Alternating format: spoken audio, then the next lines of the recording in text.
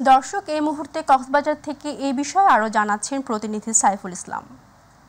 ধন্যবাদ আপনাকে। আপনি জানেন চট্টগ্রাম কক্সবাজার যে আরকান সড়কটি রয়েছে, সেই সড়কে কিন্তু বাস চলাচল বন্ধ রয়েছে। তো বন্ধ থাকার মূল কারণ হচ্ছে সেই সড়কের যে সংগঠনগুলি রয়েছে সেই সংগঠনে যারা নেতা কর্মীরা রয়েছে তারা ঐক্যবদ্ধ হয়ে তাদের যে বিভিন্ন দাবি নিয়ে কিন্তু সড়ক অবরোধ করতে আমরা দেখতে পাচ্ছি। তো তারা যে কক্সবাজার মুখী এবং চট্টগ্রাম মুখী যে আরকান সড়কটিতে বাস চলাচল বন্ধ রেখেছেন বলতে কিন্তু তারা একটি পরিবহন ধর্মঘট বললে চলে।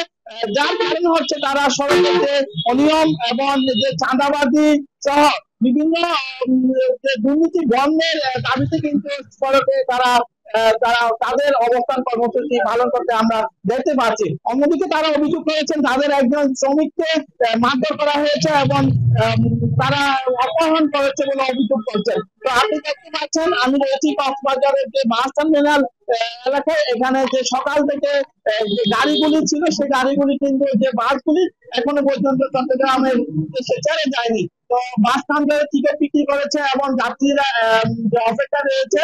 সকাল থেকে কিন্তু কোনো যাত্রী যে ঢাকামুখী চট্টগ্রামমুখী যে বাসগুলি ছিল সেই বাসগুলি কিন্তু সারিবদ্ধ হয়ে বাস টার্মিনালের ভিতরেই কিন্তু অপেক্ষা করতে আমরা দেখতে পাচ্ছি। কক্সবাজারের যে যাত্রীগুলি রয়েছে চট্টগ্রামে যাবে, ঢাকা যাবে, কুমিল্লা যাবে, বিভিন্ন স্থানে যাবে, সেই যাত্রীগুলি কিন্তু বলছে এই এই সমস্যাটুকু দ্রুত সমাধান করে যাতে তারা তাদের নিজের কর্মস্থল কিংবা নিজ গন্তব্যস্থলে পৌঁছতে পারে সে ব্যবস্থা করার জন্য তারা প্রশাসনের কাছে দাবি জানিয়েছেন। আমরা এখানকার যারা টিকিট বিক্রি করেছে কাউন্টার গুলিতে কথা বলেছি এবং এখানকার যে মালিক শ্রমিক সংগঠনের নেতা কর্মীদের সাথে কথা বলেছি।